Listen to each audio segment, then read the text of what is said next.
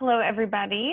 So I am the Director of Programs and Partnerships at the San Francisco Art Institute, and joining me today for a professional development workshop is Kimberly Tran from Matterport and Christopher Paddock, also from SFAI. They're going to be doing a combined demo to show how to do digital scans with Matterport's 3D software and hardware. So I will turn it over to you, Kimberly. Thank you so much for being here today. Awesome, thank you so much.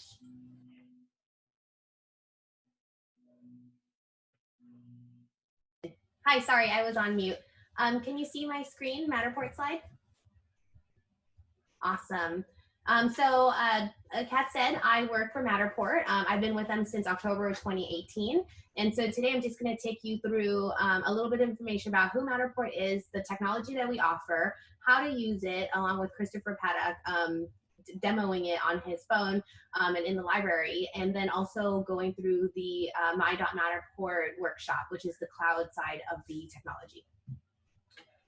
So Matterport is the leading spatial data company focused on digitizing and indexing the built world.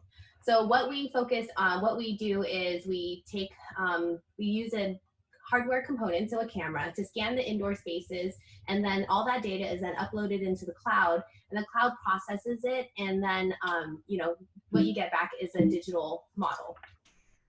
And so we believe that this data layer, so the data layer is what we are building with our technology. And so when we look at buildings, we don't just see buildings, we don't just see SFAI for what it is, but we also see all the data that we can obtain from it, such as measurements of the wall, measurements of how many light bulbs, how many doorways, etc. And then so what we do, the steps are: you capture the space, all that data is uploaded into the cloud, and then the software takes over it and it analyzes it, it understands it, and then it processes it into the final model. And you can do this in 5 different offerings. We have a scan service where someone can actually go in and do the scanning for you. Or come Monday at 9 a.m., we'll be launching smartphone capture. So if you have an iPhone 6S or higher, visit our website Monday morning so that you can sign up for the smartphone capture and start capturing 3D spaces with the camera that is already in your pocket. And then we also have the 360 cameras, which are consumer products with 2 lenses on each side, and they capture 360-degree views. And then we take that 2D imagery and we upload it into our cloud, and the AI takes over and turns that 2D imagery into a 3D model. And we'll be demoing the Insta360 One X today. And then our flagship Pro camera is the Matterport Pro 2, and that uses infrared technology to collect data, and then that data is then processed and turned into a model. And then with a BLK360, this is the most accurate camera in our ecosystem. It's made by Leica, and it uses LiDAR technology and has sub-millimeter accuracy, so it's often leveraged in architecture, engineering, and design. So with the Insta360, the steps are the same as any other camera. You want to shoot and capture the data, then you want to upload it to the cloud, and then you want to build out the model in our cloud platform, which I will go over later. And then lastly, you want to share the model. It can be published it could be embedded in a website. It could be, the link can be shared via text, email, so it can be viewed on the phone or with VR goggles, and it can also be shared on social media. And then I'm going to switch over to this video here. So you're going to want to start by downloading the Matterport Capture app from the App Store. It's a free app, and without it, you can't actually connect the data from the camera into the cloud.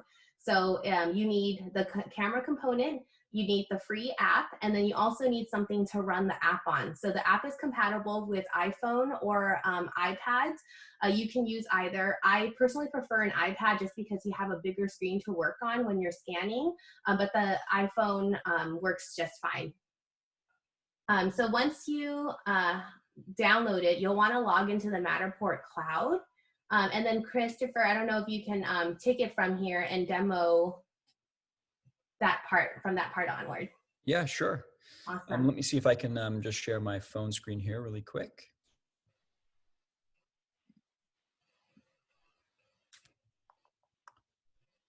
Does that seem to be working? Yes. Okay, cool. And also, if you can see in my little video window too, I've got the Insta360 One X, which is one of the cameras that supports the Matterport system here. So I'm gonna just first turn this camera on and get it connected. These generally connect via Wi-Fi. So this one's already kind of preset on my phone. So I'm just gonna turn my Wi-Fi on, and we can see here that, well, it's connected to SFAI, but let's see if we can log into the One X. So there it is, popped up. I'll click on that. So this is all stuff you kind of preset when things get set up for the first time. I wanted to show people the Insta360 app just to see kind of what the camera sees, which is pretty cool. So this is me just kind of swiping around, and this is what the camera can see. I can even move this around, and you see it's pretty smooth. So the camera itself is pretty cool for recording videos. You can stream this stuff live, stuff like that. So if we get out of that app, this here is the Matterport app. So there's a few scans in this already that I've taken. To make a new scan, I've already logged into the cloud. So this is my email address here logged in. So I can hit this plus button. Kind of fills in a few bits of information for you. And then you don't get a preview or anything like that, but you see in the top left corner, I've got the battery. I can see that it's connected. To start a scan, I just set my camera somewhere. Generally, you want to set it maybe kind of at the front entrance or somewhere to start, but for now, I'll just set it right here. And it's as simple really as pushing the capture button. Uh-oh, let's try it again. Pushing the capture button, it takes a scan. Generally, I'd be hiding myself and I'd be out of the way. But it takes a scan, it's gonna transfer to the phone.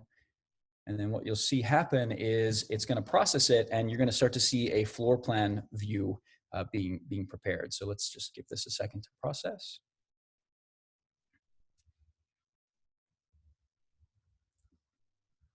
And so you can start to see the rough floor plan start to form here.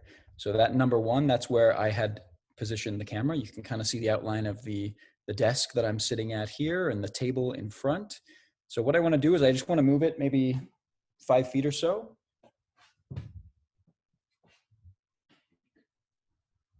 And I'll just push the scan button again. So it takes a 360 scan, and then it'll upload it to the phone, and it'll attempt to align it with that first scan. And the idea is that you just move the camera around the space, keeping it relatively close, about 5 feet, 6 feet away from the previous scan. And the software is going to do all the work of aligning the images and creating a detailed, like, top-down view. So you see, as it sort of processes that, it's filling in more information. So it's going to continue to do that as I walk around the space. I'm not going to spend too much time making scans. I'm going to do the whole library later today and upload it. But after that, if you're completely finished scanning your space, it's really as simple as pushing the cloud upload button. It wants to, it asks for you to kind of indicate where the windows are, where mirrors are, things like that, so that it can optimize the composite when the cloud processes it. But I'm going to go ahead and upload without marks for now. And that's it. And then the software on the servers that run the Matterport cloud will take all of the actual 360 images and compile them into that sort of like Google Street View style 3D model. So it's as simple as that. Awesome. It's like you've been doing this forever. That was a really good demo. Cool. Well, I'll just stop this. Cool. So I'm going to share my screen now, and then I'm going to walk you through the workshop side. Where is my screen? Oh, there it is. Sorry. Awesome. And do you see SFAI? Perfect. So this here is my.matterport. So you log in using your cloud account credentials. And then, sorry, I wanted to show you from the very beginning what it looks like. So I'm just going to search SFAI. I'm going to bring up the model, and then it'll load. There's a media play button. And then to go in, you would just click play. And then you can set up features like auto tours, matter tags, and I'll go through all of that. But basically to navigate through, so first you see these circles on the floor. Those are scan points of where the camera was placed during the capture. And if you want to navigate through the model, you can use your mouse and click around. If you are on an iPad, you can just tap on the screen. Or if you're on the computer, you can actually just use the arrow keys and kind of navigate around like a video game, which is actually my favorite way of experiencing the model. Now, up here, there's a toggle switch. When you see the cube, that's what's called showcase. So the model's in showcase. So this is what the end user will see it as. When you want to make edits, you just click the switch, and it'll bring you over to the edit side. And so I'm just gonna show you all the little functions here. All right, so the start location. So for every model, you wanna set a start location so that when someone enters in the model, they're not, you know, entering in like this. So to set a start location, you just click on this little dot with a flag here, circle with a flag here, and you find the view that you want. So let's pretend that this is the view that we want. And then you hit set, and it'll automatically set the start location to that view that you selected. Now, the first time you scan, you may end up over scanning. You may end up, you know, having overlapping scans because you're still trying to figure things out. But an important thing to know about the scan points is how you scan is going to be how the viewer navigates through the model. So see how here in this scan, we're scanning in straight lines. If we were to have scanned in a zigzag order and there wasn't a straight line, then the viewer would be jumping from over here to over here, and it's just not a really good, pleasant experience. And so after you finish processing the model, it's important to walk through the model and kind of curate the scan points. Like for example, there's 3 scan points here and it's not really necessary. You would just click on it and click hide and it'll go away. It doesn't delete it, but it'll just make it so that in showcase, they can't travel to that point. Or like say, you know, you don't want them to get any closer to be able to read this sign, you would just deactivate all the scan points around them. I'm just making up a use case. And then question, Kimberly? Of course, yeah. If you delete a scan point, does it impact the resolution of like the dollhouse and the floor plan view? That is a really good question. So if you have, so the reason why we have overlapping scans, so why you do a scan every 5 feet is so that there are overlaps in each scan. And so if you scan it properly every 5 to 8 feet and you want to delete a scan point, it should not harm it doesn't harm the dollhouse or the floor plan view at all, because there are other overlapping points that have already captured that data. But let's say I remove like all 4 of these, then yes, I would cause a really big issue. So then 360 view. So this is something that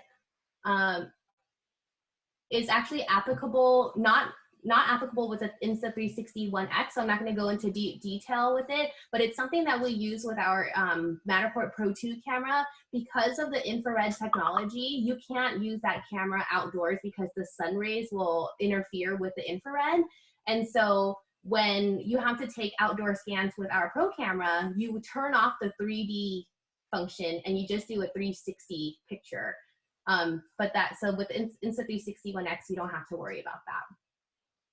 Now with photos, so when you are scanning, there's tons of photos being taken automatically. When you upload it to the cloud, the artificial intelligence, looks at all those photos and decides which one, which are worth saving and worth highlighting.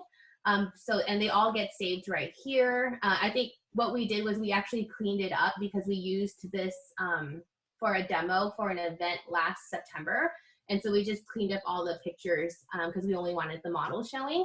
But let's say you wanted this picture. All you have to do is click on this camera icon and then click on set the view that you want, and then click this camera icon, and it'll automatically save a photo, which you will be able to find in Photos. My internet might be a little bit slow, so it's, oh yeah, saved right here. And then you can download it.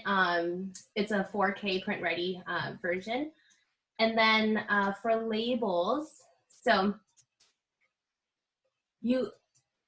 this is just to label the floors. So if you were scanning multiple floors, you could actually change the name instead of it being like floor 1, floor 2, floor 3, floor 4.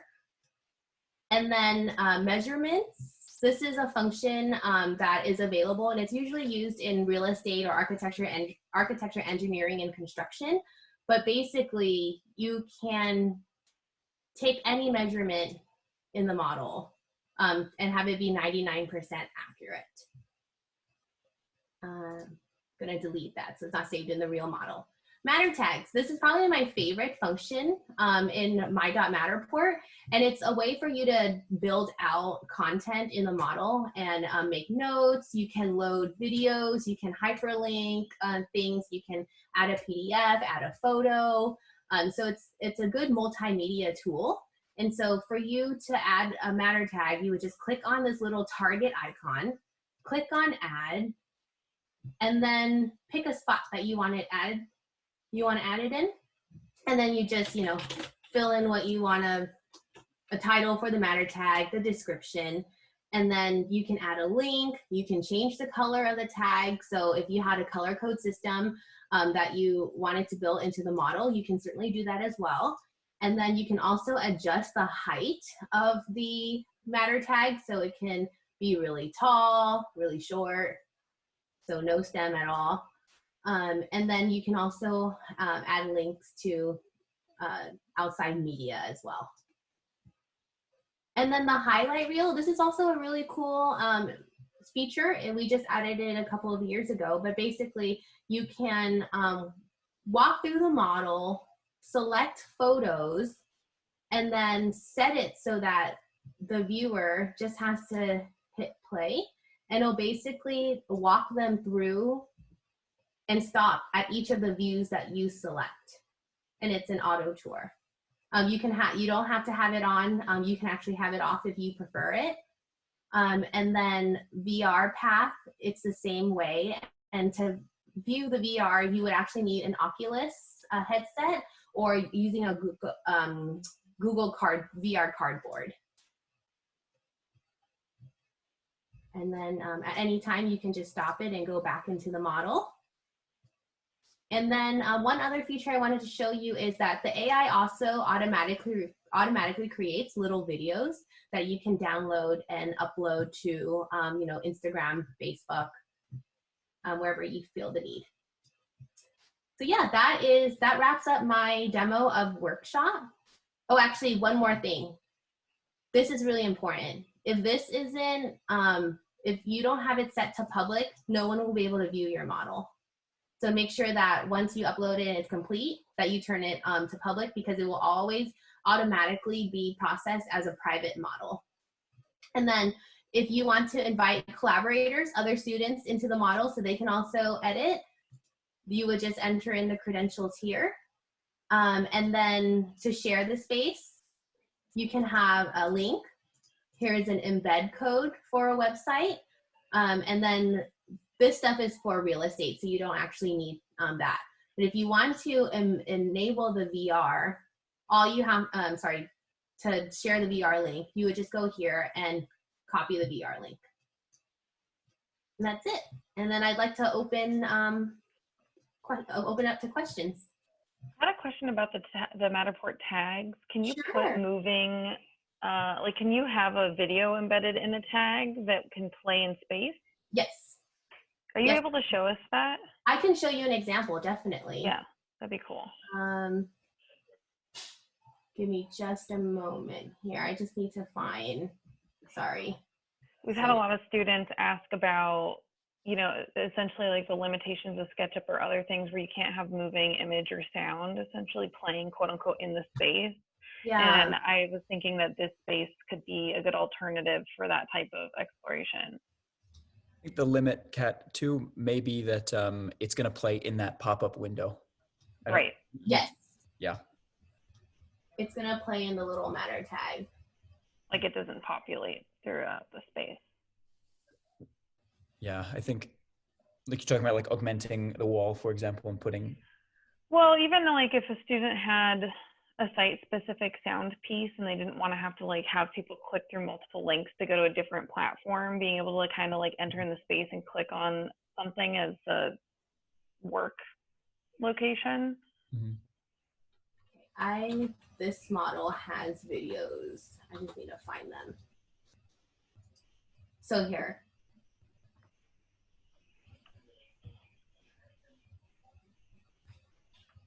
And then it'll play. Scanning staircases is really quite simple. Oh, sorry, I didn't mean it to actually have volume. But yeah, so you can just upload it to YouTube and then load it into a matter tag, and it'll just play right into it. Is it primarily YouTube is the thing you can embed, or can you embed like a sound clip from a different web page? Or I've seen people embed sound clip from a different web page, like just music.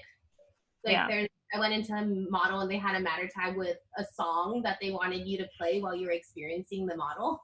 Is it also possible too for you to show us that, I know this is like outside the realm of what we'll probably be doing in the near future, but the bunny search on that one exhibition site? Yes, I definitely can bring that up.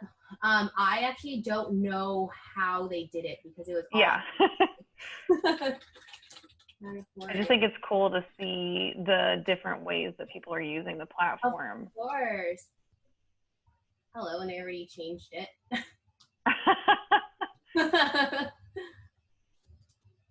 And so these are different spaces and all over the world, essentially. Yes. It might be harder to find then. Actually, or if I'm sending you actually on a goose chase. No, it's here. It's still here somewhere. Oh, cool. Gallery.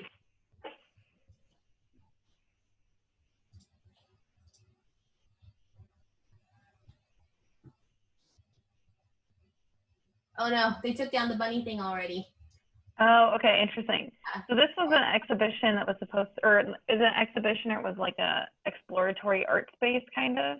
Yep, it's an yeah, you walk through it, and normally she would actually have live models in here. So what she does is she paints people into these environments so that the people look like they're 2D and actually part of the painting, quote unquote, but they're actually real people. Yeah, and normally that's what you would see is just people, artists, models that she paints into the environment. But since they actually didn't get to open because New York went into SIP, we were only able to scan it without people in it. And typically what we would do for her is we would scan the exhibit without people in it. And then once she has all the people in their places, we would actually do a video shoot. Because Matterport, if you scan people in Matterport, they have to be really, really still because every scan needs to have commonalities so that the software can stitch one to the last scan. So if someone just like moves their hand, then it will cause misalignment. Super interesting. Yeah. We wanted to open it up to questions or comments or other thoughts about the platform to anyone that's in here today. You can either type stuff into the chat box or feel free to speak through your video.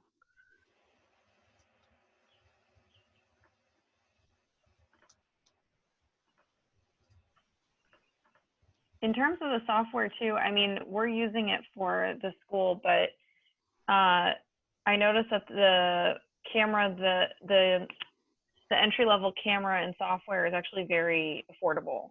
Mm-hmm. Yeah, so it's not a difficult thing for an individual artist to get into.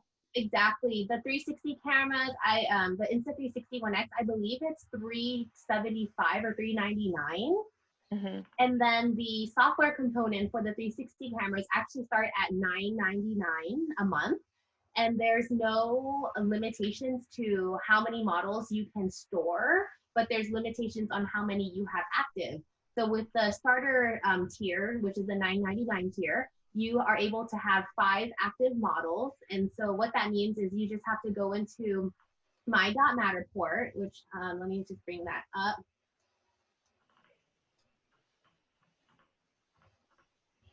And you would just make the space private. And that, now it's still part of your cloud. You just can't share it as part of your 5, but that's just, you know, how you would have to manage your account. And then, right. Yeah, the next tier up is professional tier, and that's $49 a month, and that gives you 25 active models.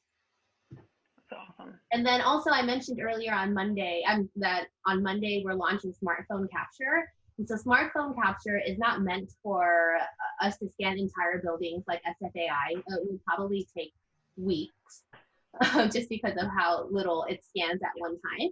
But it's something that we launched so that people can try our technology, scan small spaces. Scanning a small exhibit would be perfect.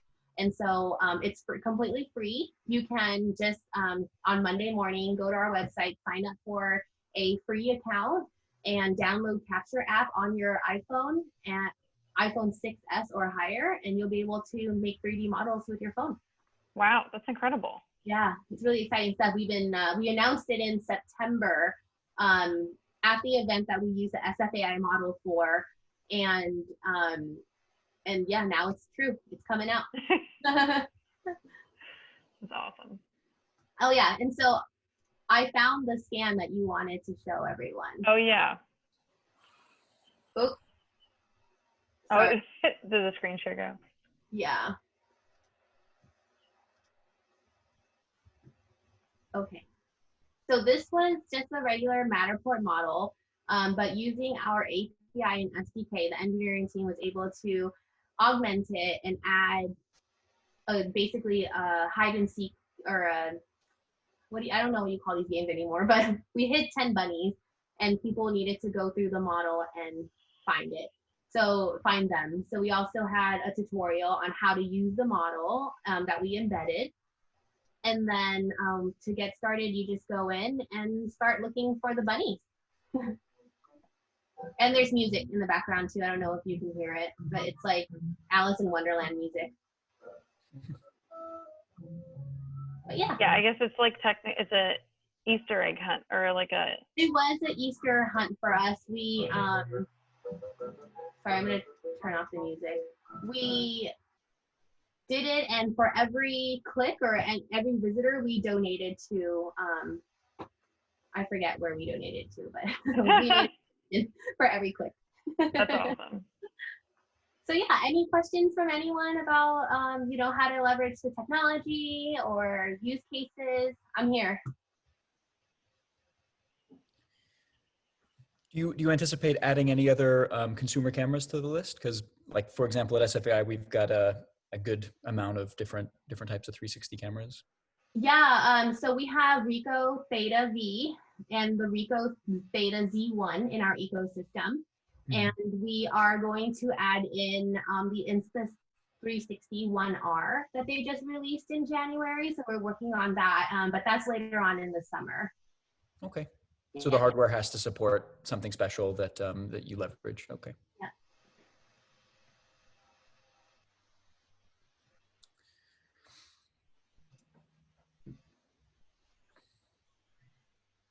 Well, if no one else has any immediate questions, then we can wrap up and hopefully get started using this model more. And I'm excited to see the scans that Christopher is working on to kind of finish building out our building.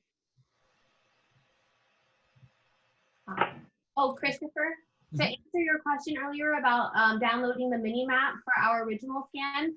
So we actually did 5 separate scans and stitched them all together. And so we can't download the mini map, but my colleague said we can do the stitching for you. So just make sure that when you scan connecting rooms, scan overlapping points into the other model so that we can stitch it together. Sounds good. Yep. And cool. Thanks, Robin.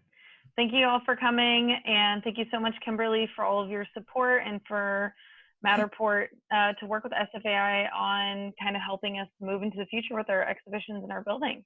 Yeah, and you have my contact, so if any questions come up, feel free to reach out. Perfect. Thank you so much.